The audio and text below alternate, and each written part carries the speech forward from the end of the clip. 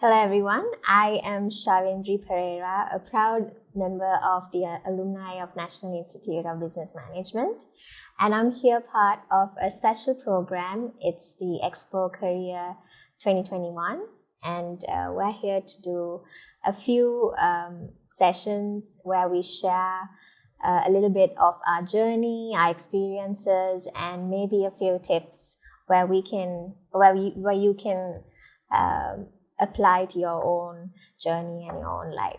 So I hope this is helpful. In terms of mine, I have picked the topic of Shatter Your Glass Ceiling, and it'll be a bit more inclined towards women, but I would advise all the gentlemen to keep watching, because I'm sure you have your mothers or your sisters or your cousins in the workforce as well. So if there's some sort of awareness that I can give to you and which you can carry on, then I would gladly invite you to listen in. So in terms of, before I get into the topic, just give a quick introduction to myself. I work at a company called Oracle Corporation, which is an American multinational technology company headquartered in Austin, Texas. So we are in the business of enterprise hardware, enterprise software and applications, cloud engineered systems, and we sell the #1 database in the world. So I am not from the technology side of the course here at NIBM. I am from management, but I am in technology sales. So it's a pretty unique path that I have taken, even though I haven't learned IT from the start, but I have learned to adapt and learn on the way, on the job, which is really important, and it doesn't limit yourself to a certain industry. So one thing that I would also touch on is how you can be flexible and always keep learning and exploring new avenues and new areas of knowledge. So I started my journey in sales about 5 years back with a company called WSO2 as soon as I graduated from NIBM, which was in 2016. And before that was like my first full-time job, but before that, while I was at NIBM, I was very curious to still participate in the workforce. So I did a lot of part-time jobs just to kind of understand, touch and feel about what it's like. I didn't want to stick to the academic path full-time. So I worked for Red Bull. I worked part-time at Mobitel as a customer care executive, which teaches you a lot about patients, how to deal with people, attitudes, and I learned that at an early stage of my life, which I'm very thankful for. And in terms of entrepreneurship, I do put my hand into a few projects that have not been very successful, but that's okay because I learned a lot. So that's another thing that's really important to me, is actually implementing and executing what you learn in the classroom. It doesn't have to be something big. Mine was very small, but I'm proud to say that I did at least do it. So I'll touch a bit on that later, and let's get into the theme of this session, so which is Shatter Your Glass Ceiling. So according to the Wall Street Journal, the term glass ceiling was coined actually in 1978 by two ladies from the technology industry, ironically. So they were from HP, Marianne Schreiber and Catherine Lawrence, where they spoke about discriminatory promotion patterns in the workplace. So by policy, in policies, it may be non-discriminatory, but in practice, females who are qualified didn't get promoted. So they raised awareness on this, and they tried to create this kind of group of women who were advocating for equality and It was somewhat of a feminist group, but mainly it focused on equality. So this was focused on the workplace. I'm not going to go into much detail on that era because there are a lot of factors. As much as I would love to talk about it, there are a lot of factors that we need to fix in ourselves before we can fix what's out there, right? So let me start with the first point that I wanted to get into, which is recognizing that these barriers exist. So the first step is the ceiling that you put on yourself. It could be intentional and it could be unintentional. You may not know it. It could be your perceptions. It could be your culture. It could be your family background. It could be your religion, your beliefs. It's really how you see the world, and everyone sees the world differently. You and I are not on the same path. But what's important is you identify what your path is, what your journey is, and what are the factors that are affecting it. What kind of barriers are you imposing on yourself? So it's really important to take a step back, close yourself off from everyone around you and look at yourself and look at your life, look at where you are, and understand if you are where you want to be and if you are on that journey. And then just, quickly jot down certain things that you feel are negatively impacting your life. Like it could be a cultural thing. Like you feel like, women are not accepted at your workplace, or you feel like they're not respected. It's something you may not be able to change, but you can do certain things to earn that respect in the workforce, right? So the first step is recognize that it exists. Number 2, and the next one is very tough, I must say. I had to at least go through 3 years of my life to really get into it, which is reprogramming your brain and changing your perspective and your approach to life. So there are different ways where you can do this, and I would advise you to understand what really works for you. It could be from a spiritual aspect, it could be from your values, it could be from your principles, it could be from your experiences.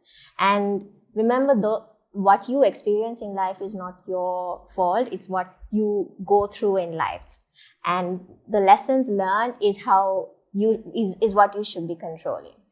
So for me, it was really important to understand what my goals were, what I really wanted to achieve, and what would really make me happy. Like what am I passionate about, and am I in the right industry? Do I enjoy the work that I do? And as a woman, you have so many aspects to think about. You have your family, you have your partner, you have your friends, you have the world that you live in. So really looking at what are the aspects that negatively impact your life and understanding the positivities. And it's okay to say no to certain things. Women need to be okay with saying, okay, that's not good for me, I'm not going to engage in that, or I'm not going to be involved in that area. So remember, it's okay to say no, it's okay to take time off and kind of refresh and do something for yourself.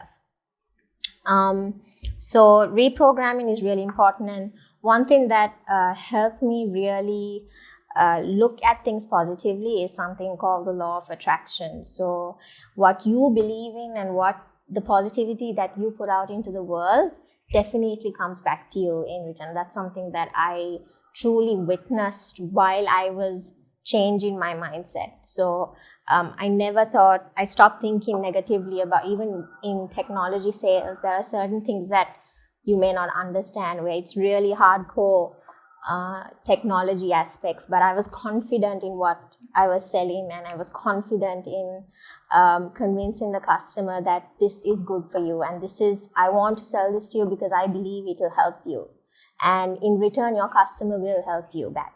So if you can transcend that positivity in your life in all aspects, it will definitely come back to you. And this could be a spiritual journey as well for you. So that is something I would extremely advise anyone who is feeling stuck, who's feeling like they can't get out of a certain issue that they're in.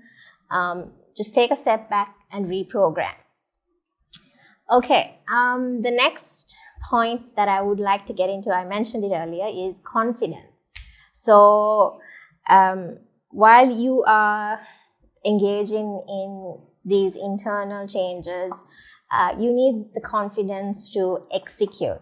And I believe as a woman, it's something that comes and goes, right? There are times where it will break you down because we are emotional creatures. We are very much in sync with other people's emotions as well. But you need to have the confidence to kind of manage those emotions. And it's really important to understand the barriers between, empathy and not being someone's carpet, because you need to stand your ground, and that comes with confidence. If you don't believe in yourself, no one is going to believe in you. So be confident. And first of all, you need to know what makes you happy, what are your goals, and be confident enough to go after that, and whatever that comes your way, manage it. Don't react. Let's say don't let your emotions get the better of you. Manage your reactions to it, because women go through a lot of things. We have, people come from different backgrounds. I come from a broken family, which sometimes, affects certain aspects of my life. But, you work through all of that. And it's really important also to have a partner who understands you and who, helps you with that confidence and gives you that positivity in your life. So be careful of who you surround yourself with, because they will also contribute to that aspect of your life. So believe in yourself. I know everyone can do that. It just takes a lot of work. I know it's not easy. It's something very difficult, even when you walk into a room. But if you have the skills, if you believe in yourself, if you've done your groundwork, then no one can say anything otherwise. The next thing I would like to touch on is mentorship.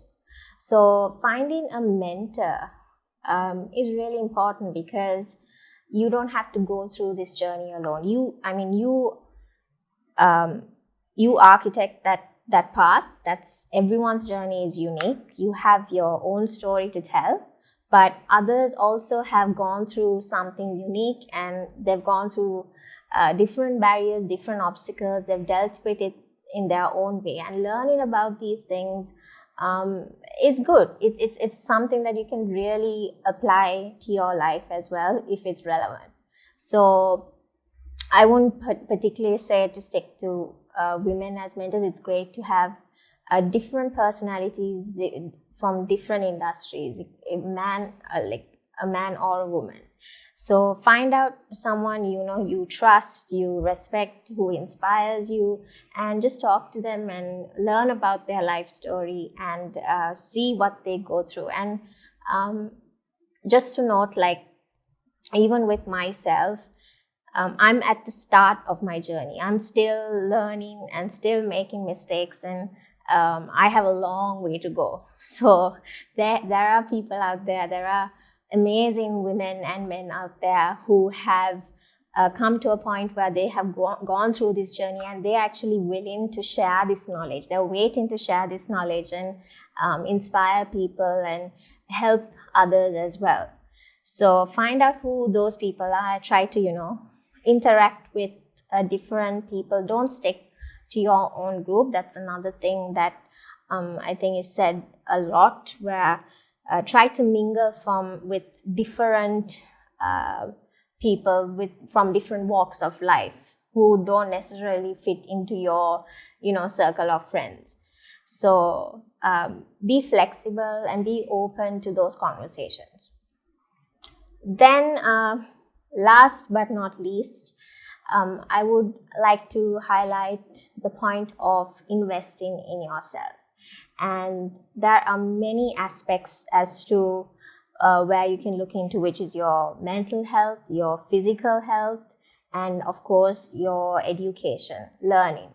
Don't stop learning. That's something that everyone would say, but you need to keep at it. And I understand we have so many other responsibilities. Some of you are moms, some of you are parents, some of you are grandparents, some of you are sisters, a big sister who is like a mother. I have a brother who's 10 years younger than me, which I play a role of a mom to him sometimes. I look after him. He's still in school. So you have those responsibilities, but don't ever stop to work on yourself. And keep learning. And if you are passionate about something, and if you're not necessarily doing that as a profession, it's okay, still engage in it. Like if you like to dance, if you like to sing, go for classes, go for courses. There are so many courses online. And in fact, if you want to do something on, take it a step further and engage in entrepreneurship. NIBM has Innovation Center where they give access to courses such as fashion designing and so many other arts and crafts where you can engage in and, earn money out of it. So invest in yourself, and being financially independent is a baller game. It's a baller role. Like I feel so confident in myself when I know I am financially independent. I don't need to depend on anyone else. So that's part of achieving my goals as well. And that's really helped me keep at it, because the more I work hard, the more it comes back to me, like I said earlier. So another thing is stay healthy. As women, we can have so many complications, and it's really important to keep healthy, but our lives become so busy that we forget this sometimes, so it's really important to invest time in yourself, go for a run or just do something that makes you happy, like physically, keeps you ticking. And of course, your mental health, like I said before, it could be a spiritual aspect. Yoga, meditation is extremely useful. That's something that you should definitely explore. If I know I wasn't patient enough. I'm a bit high on the hyper side. I kind of like to, I can't stay in one place for sure.